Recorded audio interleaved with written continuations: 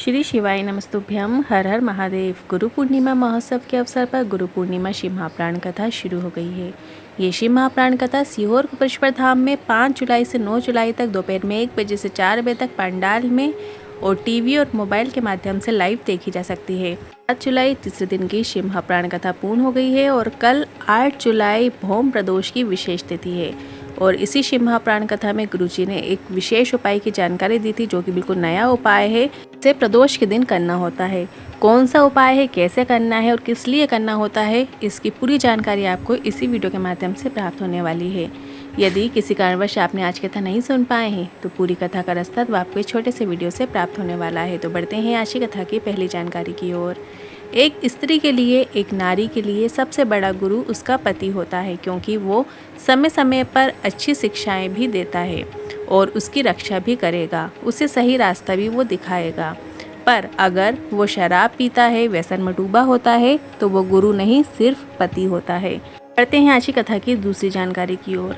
अगर नारी का आपको शरीर मिला है, यदि आप नारी हैं, स्त्री हैं, अगर आपको अपने घर में किसी के पैर छूना है तो आप अपने घर में सास के पैर छू सकते हैं, घर के बुजुर्गों के पैर छू सकते हैं। अपने पति के पैर छूना चाहिए। इसके अलावा किसी और के पाँव कभी कोई नारी को स्पर्श नहीं करना चाहिए।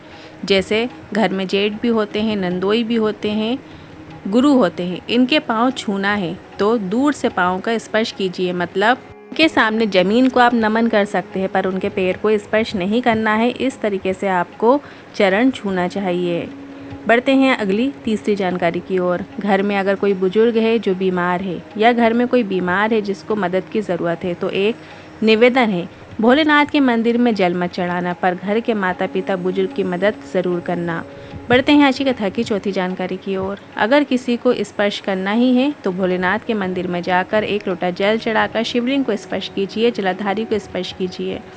अगर मंदिर नहीं जा सकते तो मन में ही भगवान के शिवलिंग को जल चढ़ा दो, वो भी भगवान स्वीकार कर लेते हैं। बढ़ते हैं आज की कथा की 5वीं जानकारी की ओर। नियत, नीति और नियम, ये 3 हमेशा सही होना चाहिए और ये 3 अगर आपके जीवन में रहते हैं तो आपके निश्चित सफलता आपको प्राप्त होती है। बढ़ते हैं आज की कथा की 6वीं जानकारी की ओर। अगर आप कुपेश्वर धाम आ रहे हैं तो आपसे भी एक निवेदन है, गंदगी मत होने देना, ऊंची आवाज़ में किसी को बोलना नहीं, हो सके तो मीठा ही बोलिए, भोजन झूठा मत छोड़ना और अपनी थाली स्वयं धोना। बढ़ते हैं आज की कथा की 7वीं जानकारी की ओर। शिव महाप्राण की विद्येश्वर संहिता में लिखा है कि शिव के प्रसाद का मात्र दर्शन कर लेने से 71 पीढ़ियाँ भी तर जाती हैं। बढ़ते हैं अगली 8वीं जानकारी की ओर। देखिए, 8 जुलाई को प्रदोष का दिन है और प्रदोष के दिन एक विशेष उपाय किया जाता है, जो कि गुरुजी पंडित प्रदीप मिश्रा जी के द्वारा बताया गया है। यदि कोई व्यक्ति नशा करता है, गलत संगति में है, प्रदोष के दिन काली तिल आपको शिवलिंग के ऊपर अर्पित करना होती है। जो छोटी छोटी काली तिल आती है उनको आपको शिवलिंग पे अर्पित करनी होती है, पर एक विशेष नाम महादेव का लेना होता है, वो नाम ज़रूर लीजिएगा। अब धूतेश्वर महादेव का नाम लेकर आपको थोड़ी सी काली तिल शिवलिंग के ऊपर अर्पित कर देना है। और जो व्यक्ति गलत संगति में है, नशे में डूबा रहता है, अपशब्द बोलता है, उस व्यक्ति का भी भान करते हुए बाबा से निवेदन कीजिएगा कि हे बाबा, मेरे घर का ये जो सदस्य है ये गलत संगति में डूबा हुआ है, नशा करता है, अपशब्द कहता है, हम बहुत हार गए हैं बाबा, आपको ही सहारा देना है, आपको ही उसे सही मार्ग पे लेके आना है। इस तरीके से आपको बाबा से निवेदन करना है और जो काली तिल आपने चढ़ाई है वही काली तिल थोड़ी सी आपको उठा लेना है और जो व्यक्ति नशा करता है उसे आपको खिला देना है। ध्यान रखिए, गलत संगति, गलत मार्ग पे जब व्यक्ति जाता है तो अवधूतेश्वर महादेव का स्मरण किया जाता है।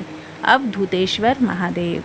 अब बढ़ते हैं अगली 10वीं जानकारी की ओर। प्रदोष का एक बिल्कुल नए उपाय की जानकारी गुरु पूर्णिमा शिव महाप्राण कथा में ही गुरुजी ने बताई थी। अगर आपके घर का कोई सदस्य व्यसन में डूबा हुआ है, गलत मार्ग में जा रहा है, घर में अपशब्दों का उपयोग करता है, तो ये एक और उपाय है जो अभी हाल ही में कल के दिन, मतलब 6 जुलाई के दिन ही गुरुजी ने ये जो शिव महाप्राण कथा बाँची थी, उसी कथा में गुरुजी ने बताया है, जो कि 5 कनेर के पुष्प वाला उपाय है। 5 कनेर के पुष्प जो पीले होते हैं, जो आपने देखा होगा रोड पे लगे होते हैं, वही 5 पुष्प आपको लेके आ जाना है और ये 5 पुष्प आपको शिवलिंग पे जो 5 स्थान है वहाँ पर इनका स्पर्श कराना है। तो ध्यान से सुनिएगा, पहला पुष्प जब आप कनेर का हाथ में लेंगे तो उसे आपको शिवलिंग के मध्य भाग में स्पर्श कराना है। अगर वो गिर जाता है नीचे तो कोई बात नहीं है, दूसरा पुष्प आपको शिवलिंग के ऊपर जहाँ गंगा माँ बहती हैं वहाँ पर आपको दूसरा कनेर का पुष्प आपको अर्पित कर देना है।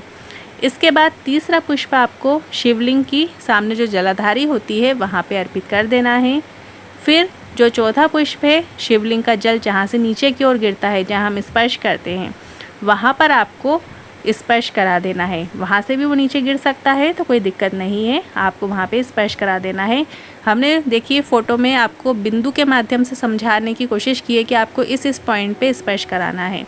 और फिर जो पांचवा पुष्प है वो आपको शिवलिंग में जो माता अशोक सुंदरी का स्थान है, शिवलिंग की जलाधारी में जो बीच में मोटी लाइन होती है, वहाँ पर आपको पांचवा पुष्प अर्पित कर देना है। बस आपको इतना ही कर देना होता है। आप कल के दिन मतलब 8 जुलाई प्रदोष के दिन इस विशेष उपाय को कर सकते हैं।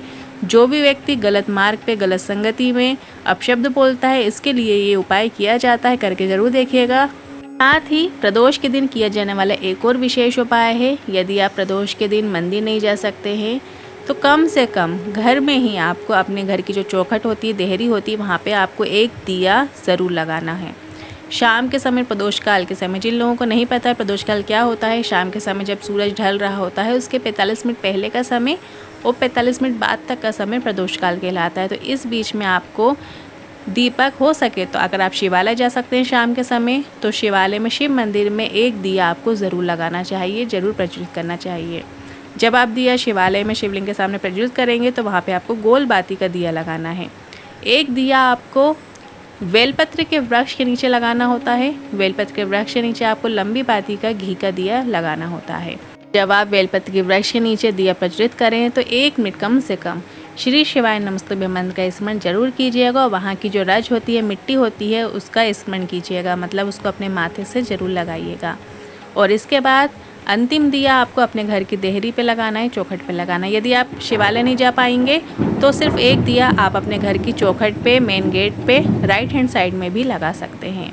और यदि तीनों जगह लगाएं तो बहुत ही अच्छी बात है। ऐसा करने से आपके घर के भंडार हमेशा भरे रहते हैं, आपके घर में शिव पार्वती की कृपा हमेशा रहती है और कोई भी रोग जो है, बीमारी जो है वो घर में प्रवेश नहीं करती हो। जो आपकी समस्याएं होती हैं, आप पे जो बाधाएं आने वाली होती हैं, उनसे भी आपको निवारण देखने को मिलता है। प्रदोष के दिन प्रदोष काल में किया गया जो दीपदान होता है वो साधारण नहीं होता, बहुत ही विशेष होता है और हमारे घर की जो आपदा होती है, मुसीबतें होती हैं, वो हरने वाला होता है।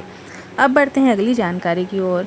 इस कथा के बाद गुरुजी की जो अगली शिव महापुराण कथा है, मतलब शिव महापुराण कथा तो 12 जुलाई से 18 जुलाई कोरबा छत्तीसगढ़ में होगी, पर उससे पहले 10 जुलाई को गुरु पूर्णिमा महोत्सव रखा गया है जो कि सीहोर में ही होगा। फिर 12 से 18 जुलाई कोरबा छत्तीसगढ़ में कथा होगी। फिर 30 जुलाई से 5 अगस्त जयंती भाई स्टेडियम भिलाई में शिव महापुराण कथा होगी, जिसका समय दोपहर में 1 बजे से 4 बजे तक रखा गया है। फिर 6 अगस्त प्रदोष के दिन सीहोर में कावड़ यात्रा होगी, जो कि सावन के प्रदोष की कावड़ यात्रा रहती है। बहुत ही विशेष महत्व होता है, जो कि सुबह 9 बजे से सीहोर की जो नदी है, शिवना नदी के तट से शुरू होगी और फिर कुबरेश्वर धाम तक जाएगी। तो आप इसमें भाग ले सकते हैं, कावड़ यात्रा में शामिल हो सकते हैं। किन उपाय से जुड़े मन में कोई सवाल या क्वेश्चन है तो आप कमेंट के जरिए पूछ सकते हैं। वीडियो थोड़ा भी उपयोगी लगा हो तो वीडियो को लाइक करके कमेंट बॉक्स में हर हर महादेव ज़रूर टाइप कीजिएगा। श्री शिवाय नमस्तुभ्यं।